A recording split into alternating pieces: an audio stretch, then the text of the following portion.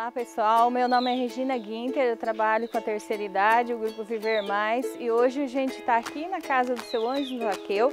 A gente veio conhecer melhor ele, contar um pouquinho da história dele. Boa tarde, seu Ângelo. Boa tarde. Tudo bom? Tudo bom. Boa tarde, dona Mercedes, tudo bem? Tudo. Vamos lá conhecer um pouquinho da história deles.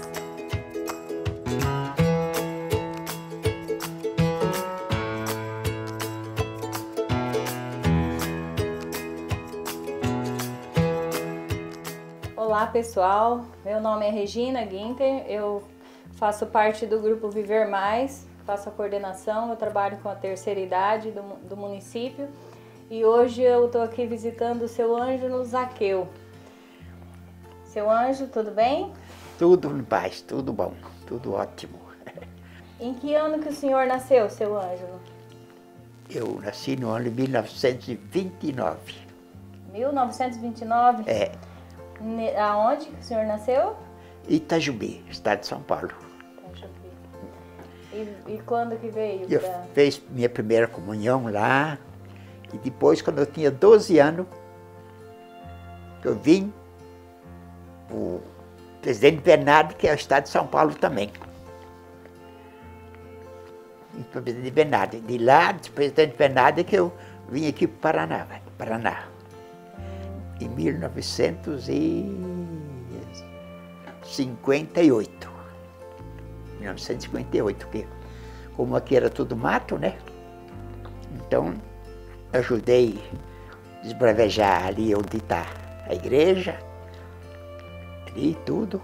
Só que não foi só eu, foi da vossa família também. Tinha gente que veio aí. Eu acho que o finado teu irmão e outros, Manuel Cerato também veio aí fazer. Acho que é meu tio, né? Arrancar os tocos, arrancar coisa para poder levantar a primeira capela. E no começo quem foi que tomou conta da primeira capela foi o meu sogro, Domingos Piroli. Ele que fez frente aí. E não sei se ele ajudou a construir, mas ele trabalhou bastante aí para poder levantar a primeira capela, que era tudo de madeira. Tudo de madeira, a primeira capela. Então, mas a gente gostaria de saber como que surgiu a parte da escultura na vida do senhor? Como que o senhor começou a fazer esculturas? Ali, o Arcide Pini gostava de talhar madeira. Eu também gostava e gosto, só não faço porque eu não enxergo mais direito, né? Estava fazendo ainda. E eu aprendi dele. Eu nem formão não tinha nada, não tinha ferramenta nenhuma. A ferramenta que eu tinha, esse que a Fátima trouxe aí, que tiraram daí da coisa. Depois que eu fui fabricando minhas ferramentas. Aí, um certo dia, fazia tempo, lá no sítio do Rinani, tinha um timburi grandão, tá? E com isso depois eles montaram uma serraria, não sei onde. E eu falei para eles se eles me vendiam um quadrado de timburi para mim. E eles me levaram ele lá em casa, o timburi, para mim. Foi ali que eu comecei,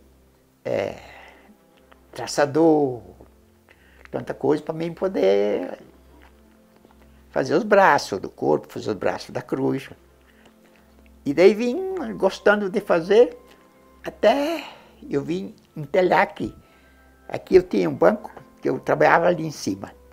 Eu ainda não tinha tido glaucoma, aí eu fiz outro banco mais alto, para ficar mais fácil para mim trabalhar.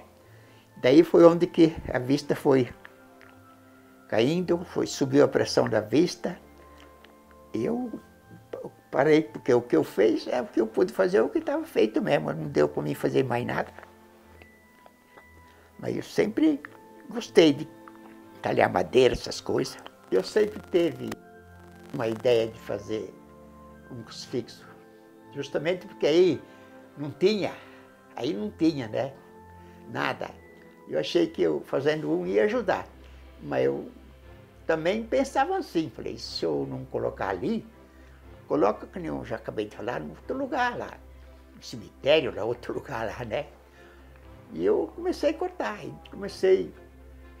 perguntei, pedi para a feia do Guinani, os filhos, eles tinham um timburi lá, eu falei para eles se me vendia um quadrado de 50 por 50 para mim. E eles venderam, porque eles cortaram e jogaram lá no pasto, lá no sítio lá embaixo, quando eu estava no sítio lá embaixo. E lá eu comecei a cortar um pouco de, o meu cliente me ajudou, um pouco de traçador para poder fazer os cortes, um pouco de machado, de cunha, para poder lascar a madeira, porque eu não tinha como eu cerar de novo, né? Então eu experimento para abrir, para tirar aquela parte para fazer o braço da cruz e o braço de Jesus, né? Ali, para mim poder tirar ali. E eu continuei a cortar sempre lá no meio do pasto mesmo. Então, por isso que muitos perguntam aqui, quanto tempo você demorou?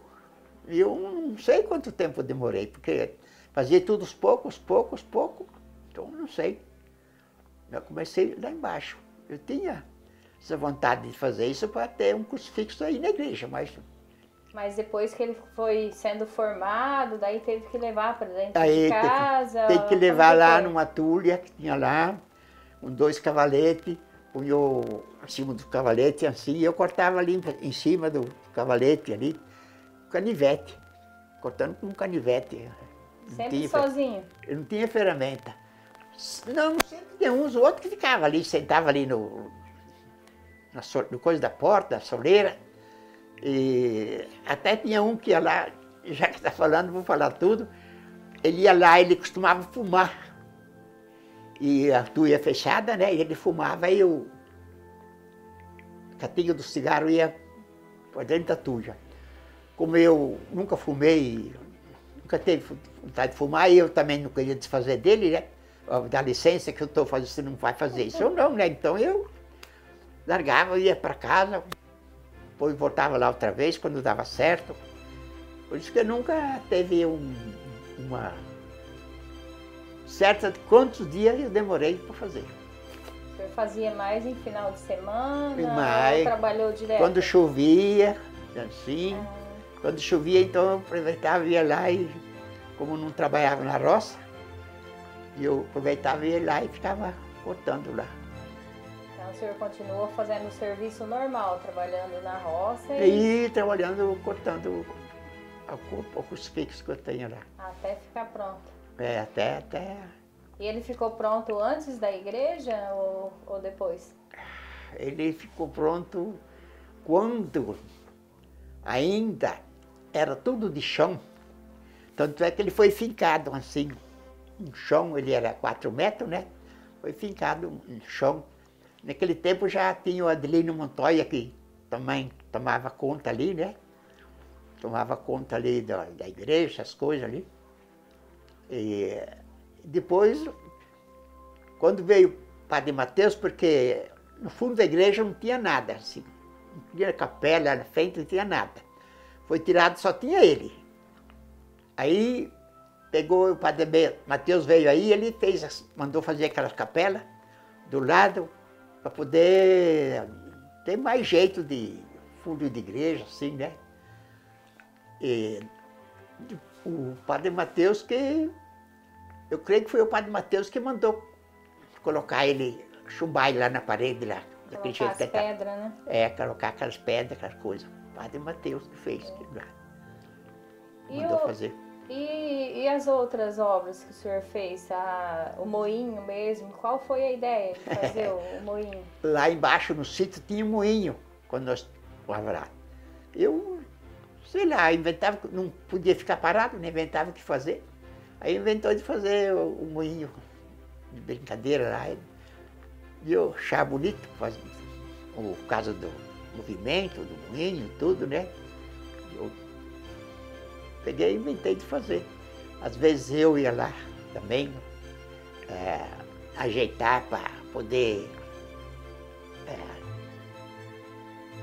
moer o milho, né? Para fazer o fubá.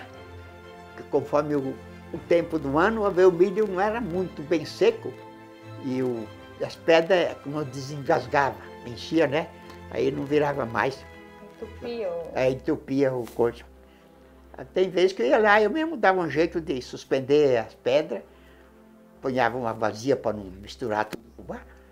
E depois eu acertava. E eu inventei de fazer aquele ali assim também. Fez uma réplica certinha, né? Que funciona igualzinho o moinho verdadeiro, né? Funciona igualzinho. É muito interessante. É. E daí depois fez mais umas obras, uns crucifixos de presente. Fiz para um, para outro. Fiz para um, para outro. Para o Neclair, para a Fátima. Fez para meus irmãos também, de presente. Fez aquele um que estava ali, aquele ele fez de madeira tronco de café. O tronco de café eu entalhei aquela madeira e entalhado outros. Aí aquelas coisas que tinha aqui em cima, aqueles passarinhos que eu fiz, foi um pedido de lá de Paraíso do Norte, que eles também estavam montando lá um concurso de música lá e... Música sacra? Não sei como é que eles... Sei que era lá de Paraíso. Eles pediram para mim fazer, mas depois me falaram para mim que o forte deles era andorinha. Que eles faziam, mas que era andorinha. Aí eu comecei a entalhar. Teve uns deles que eu entalhei acho que uns 60. Para poder... Cada um que ia cantar dava um, né? E tinha o primeiro que quem ganhava para levar o de primeiro. Era um troféu, então? Isso, que nem um troféu. Que nem um troféu, mesma coisa, um troféu. Fiz um de um jeito, outro de outro.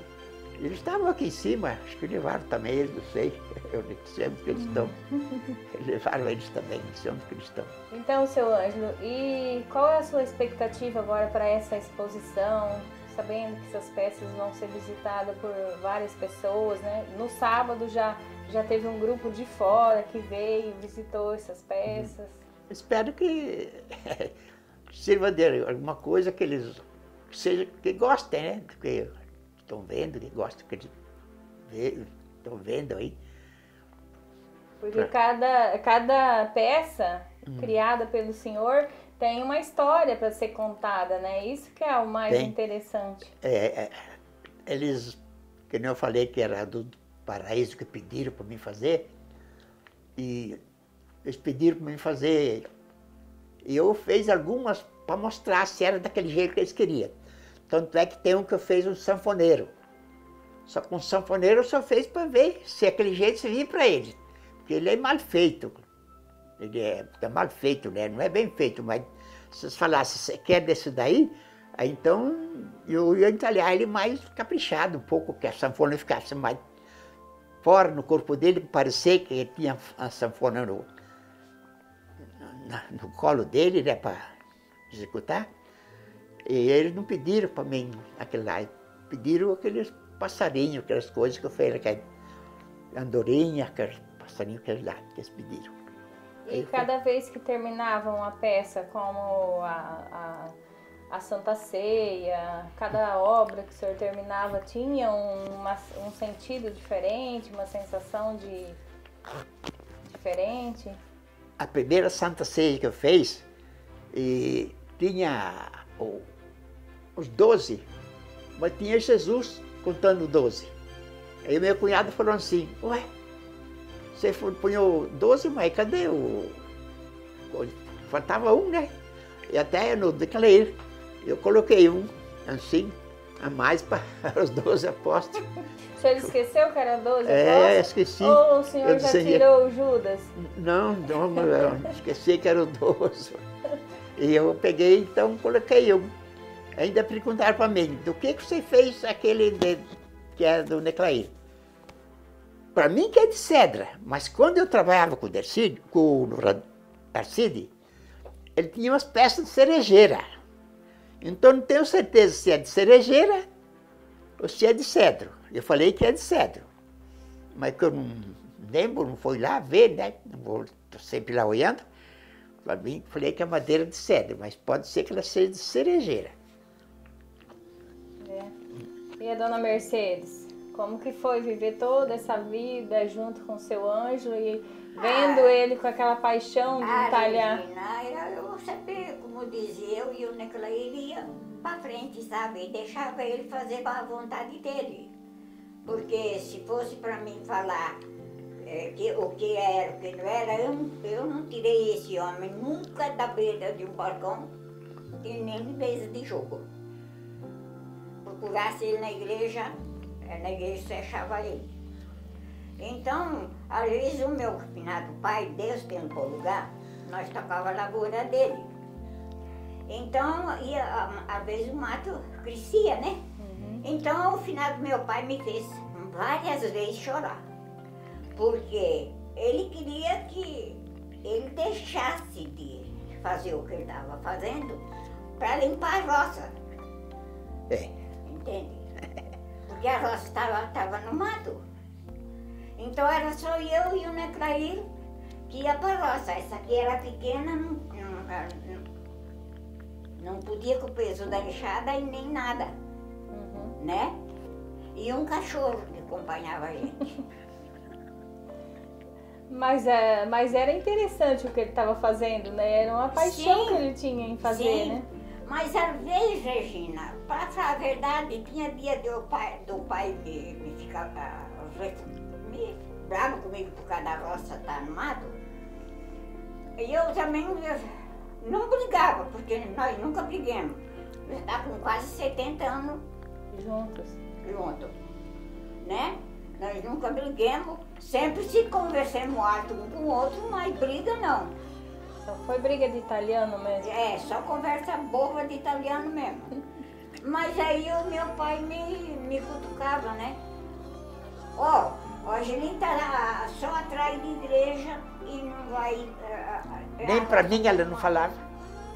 Eu não falava pra ele. Falava nada. Porque um dia eu fui onde ele estava, depois aqui, ele estava terminando umas peças ali, lá pro Paraíso mesmo. E eu estava com o Marcelo no braço. O neto. O neto, né, morava junto ali. Eu estava com o Marcelo, eu fui chamar ele para jantar. O dia estava de chuva. Então eu fui chamar ele para jantar. E ele olhar para mim, ele furou o dedo. Nunca mais eu fui lá ver o que ele estava fazendo. Então eu não fui mais perturbar ele. Nem depois nós também separamos, viemos para cá, né?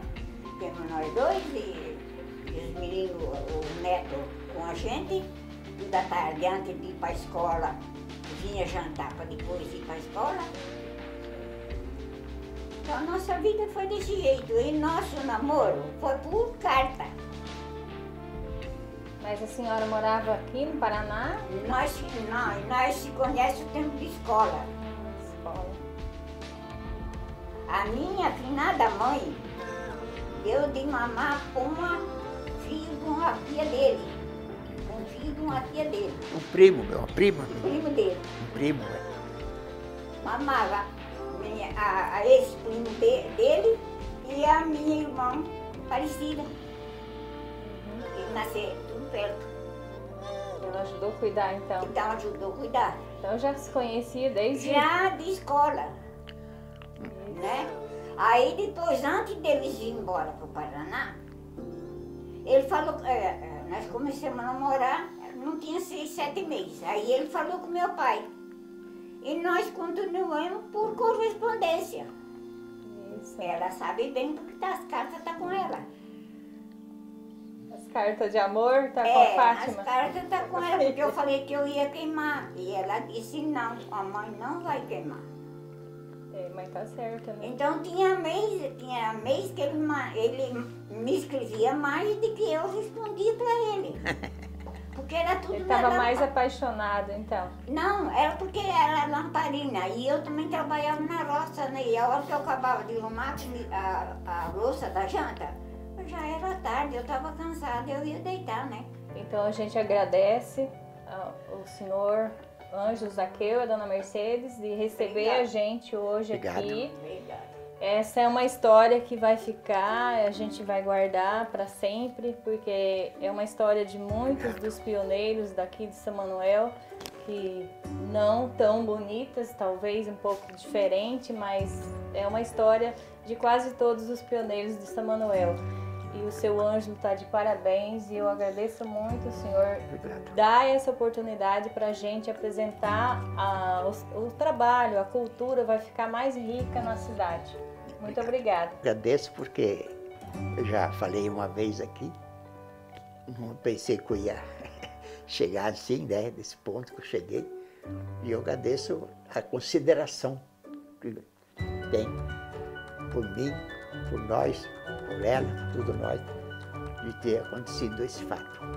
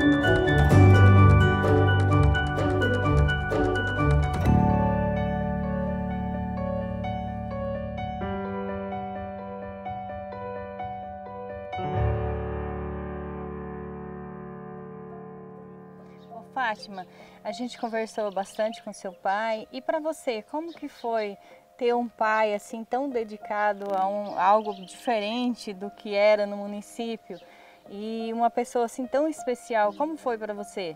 Como que começou tudo isso? Bom, falar do meu pai assim, né, é uma coisa que não é tão difícil, porque o meu pai para mim sempre foi o meu herói, né? Então, mas eu me lembro assim de muito pequena, o meu pai já gostava, né, de trabalhar com madeira, com canivete. A gente levava comida na roça, né? Que você sabe muito bem qual é essa realidade, né? De levar almoço na roça. E o pai, após almoçar, ele sempre tinha o canivete e ele pegava casca de peroba, né? Que era assim o mais mole, né? Para estar cortando. E ele ficava cortando, né? Então ele fazia, eu me lembro muito bem de corrente. Ele fazia as correntes com os elos assim, sabe? Um dentro do outro sem interromper. Né? Então isso chamava muito a atenção. Então brinquedos, né? Ele fazia bichinhos, né? Animaizinhos, e isso enquanto, né, fazia o quilo, como se dizia, né? Enquanto esperava. E depois, né, disso, a gente foi vendo ele começar a fazer então um trabalho maior, né? De cana de milho, né? Do pé do milho verde. Ele cortava, fazia cavalinho para a gente, né, brincar por meio dos cafés. Então a gente sempre viu o meu pai assim, né, os brinquedos, caminhãozinho do meu irmão, né, trator, até para mim, né, cesta para brincar.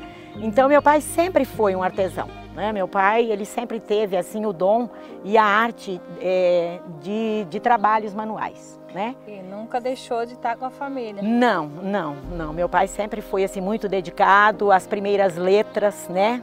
Foi com ele. Então sempre foi muito presente na nossa vida, na minha vida, na vida do meu irmão, na nossa vida. O pai sempre foi uma pessoa muito presente. Como ele disse, né? A questão da igreja.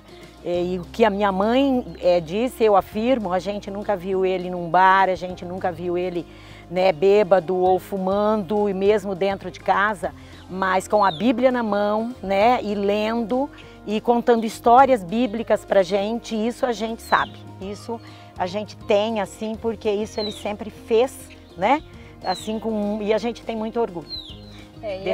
E agora a gente em São Manuel vai ter também conhecimento de tudo que ele fez, de um pouquinho da vida dele. E agradecemos muito a você, Fátima, por ajudar nesse trabalho. ao seu pai principalmente, a gente agradece muito. Nós que agradecemos, porque para nós assim é uma honra muito grande, né? Uma honra muito grande. Uma gratidão a Deus, né? Por ainda deixar Ele com a gente, né?